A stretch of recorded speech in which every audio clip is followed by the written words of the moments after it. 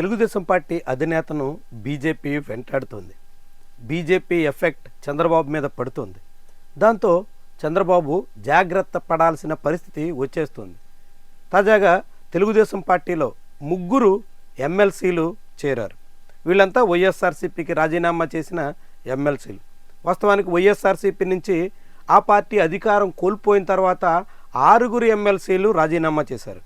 ఇంకా చాలామంది రాజీనామా చేస్తారు, అదిగో ఆయన పోతున్నారు ఈయన పోతున్నారంటూ ఊహాగానాలు వినిపించాయి. కానీ కేవలం 1/2 డజన్ మందికే పరిమితమైంది. అంతకు మించి పార్టీ మారేందుకు చాలామంది సిద్ధపడలేదు. చాలా ఒత్తిళ్ళు వచ్చినప్పటికీ కొంతమంది నిలబడ్డారు. ఇక పార్టీ మారిన 6గురిలో ఇప్పటికే జయమంగళం వెంకటరమణ లాంటి వాళ్ళు జనసేన కండువా కప్పేసుకున్నారు. ఆంధ్రప్రదేశ్లో జేపీ నడ్డా పర్యటన సందర్భంగా వైఎస్ఆర్సీపీకి రాజీనామా చేసిన ఎమ్మెల్సీ పోతుల సునీత బీజేపీ కండువా కప్పుకున్నారు. వాస్తవానికి ఆమె వైఎస్ఆర్సీపీకి గత ఏడాది ఆగస్టులోనే రాజీనామా చేశారు. ఆ తర్వాత మళ్ళీ తన పాత పార్టీ టీడీపీ వైపు మళ్ళాలని చాలా ప్రయత్నం చేశారు. కానీ ఆమెను టీడీపీ అంగీకరించలేదు. అధికారంలో ఉండగా వైఎస్ఆర్సీపీకి మళ్ళీపోయినటువంటి ఆమె మళ్ళీ ఇప్పుడు అధికారం చేతులు మారిన తర్వాత టీడీపీ వైపు వస్తానంటే అంగీకరించేది లేదు అన్నట్టుగా టీడీపీ నాయకత్వం జాప్యం చేసింది. దాంతో ఆమె బీజేపీ నేతలతో మాట్లాడి ఆ పార్టీ తీర్థం పుచ్చేసుకున్నారు. ఇదే పని మిగిలినటువంటి ఎమ్మెల్సీలు కూడా చేస్తారు అని చంద్రబాబు భయపడినట్టుగా కనిపిస్తోంది. ఇప్పటికే ఆంధ్రప్రదేశ్లో అనేక పార్టీల నాయకుల కోసం బీజేపీ వల పన్నుతోంది.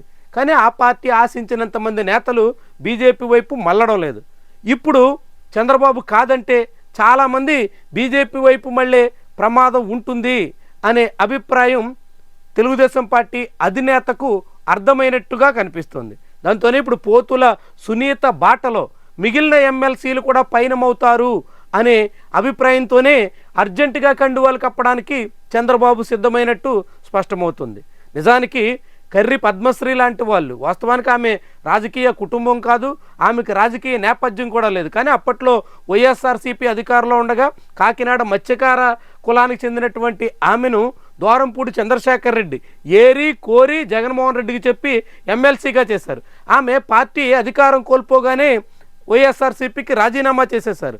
అలాంటి కర్రి పద్మశ్రీ చాలా కాలం పాటు టీడీపీ శిబిరంతో టచ్లో ఉన్నప్పటికీ ఇటీవల ఆమె టీడీపీ ప్రవేశానికి జాప్యం జరుగుతుండడంతో జనసేన వైపు కానీ బీజేపీలో కానీ చేరే ప్రయత్నాలు ముమ్మరం చేశారు.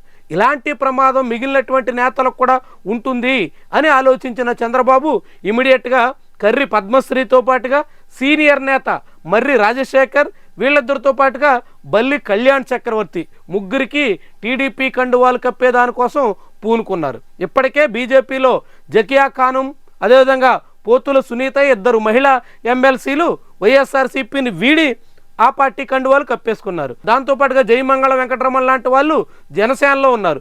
మిగిలిన 3 ఇప్పుడు తెలుగుదేశం పార్టీలో చేర్చుకోవడంతో వైఎస్ఆర్సీపీకి రాజీనామా చేసినటువంటి ఎమ్మెల్సీలంతా 3 మిత్రపక్ష కూటమి పార్టీల్లో సర్దుబాటు చేసుకున్నట్టుగా కనిపిస్తుంది. 3 తెలుగుదేశం, 2 బీజేపీ, 1 జనసేనకి దక్కినట్టుగా స్పష్టమవుతుంది. మరి ఇప్పుడు ఈ 6 ఎమ్మెల్సీల మీద వేటు వేస్తారా? వాళ్ళ రాజీనామా ఆమోదిస్తారా? లేకుంటే వాళ్ళు పార్టీ ఫిరాయించారు కాబట్టి చర్యలు తీసుకోవాలని వైఎస్ఆర్సీపీ కోరుతుందా? ఇలాంటి అనేక ప్రశ్నలు అయితే ఉన్నాయి. వాస్తవానికి వైఎస్ఆర్సీపీ పార్టీ ఫిరాయింపుల మీద చర్యలు తీసుకోవాలని కోరితే ఇప్పటికే జయమంగళం లాంటి వాళ్ళ మీద, లేదంటే జకియా ఖానం లాంటి వాళ్ళ మీద కోరి ఉండేది. కానీ అలాంటి ప్రయత్నం వైఎస్ఆర్సీపీ చేసే యోచనలో లేదు. అదే సమయంలో వైఎస్ఆర్సీపీకి రాజీనామా చేసినటువంటి వాళ్ళు ఎమ్మెల్సీ పదవి రాజీనామాలు ఆమోదించాలని హైకోర్టుకు వెళ్ళిన ఆ రాజీనామాలు ఆమోదించే యోచనలో మండలి చైర్మన్ కూడా ఉన్నట్టు కనిపించట్లేదు. దాంతో ఇప్పుడు తెలుగుదేశం పార్టీలో చేరుతున్నటువంటి ఈ ఎమ్మెల్సీలంతా అధికారికంగా వైఎస్ఆర్సీపీలో ఉన్నప్పటికీ టీడీపీ పక్షాన పనిచేసే యోచనలో సాగబోతున్నారు. వీరందరి రాక ఏ మేరకు టీడీపీకి ఉపయోగపడుతుంది అన్నది ముఖ్యమైనటువంటి అంశం. వాస్తవానికి కర్రి పద్మశ్రీ కాకినాడ నేత. కాకినాడలో ఇప్పటికే తెలుగుదేశం పార్టీ తరఫున మత్స్యకార కులానికి చెందినటువంటి వనమాడి కొండబాబు ప్రాతినిధ్యం వహిస్తున్నారు. అక్కడ వనమాడి కొండబాబుకి ఆల్టర్నేట్గా కర్రి పద్మశ్రీ తయారైతే దాన్ని కొండబాబు ఏ మేరకు సహకరిస్తారు అన్నది క్వశ్చన్. అదేవిధంగా చిలకలూరుపేటకు చెందిన మాజీ ఎమ్మెల్యే ఇప్పుడు ఎమ్మెల్సీగా ఉన్న మర్రి రాజశేఖర్కి ప్రత్తిపాటి పుల్లారావుకి మధ్య చాలా కాలంగా విభేదాలు ఉన్నాయి. అయితే మర్రి రాజశేఖరు ఎంపీ శ్రీకృష్ణదేవరాయలు వర్గీయుడిగా అక్కడ టీడీపీలో చేరుతున్నారు. ఇప్పుడు చిలకలూరుపేటలో మర్రి రాజశేఖర్ వర్సెస్ ప్రత్తిపాటి పుల్లారావు అన్నట్టుగా పరిణామాలు మారిపోయే ప్రమాదం కూడా ఉంటుంది. ఇక బల్లి దుర్గాప్రసాద్ తనయుడు కళ్యాణ్ చక్రవర్తి పెద్దగా ఏ ప్రాంతంలోనూ రాజకీయంగా పట్టున్న నాయకుడు కాకపోవడం కొంత తెలుగుదేశం పార్టీకి ఇబ్బందులు లేనటువంటి అంశం. దాంతో ఇప్పుడు ఈ ముగ్గురు ఎమ్మెల్సీల రాకతో టీడీపీలో రాజకీయ పరిణామాలు ఎట్లా ఉంటాయి, బీజేపీ వీళ్ళందరినీ ఎత్తుకుపోతుందనేటువంటి ఆందోళనతో చంద్రబాబు చేసినటువంటి ఈ ఎత్తుగడ ఎంత మేరకు ఫలిస్తుంది అన్నది ముఖ్యమైనటువంటి అంశం.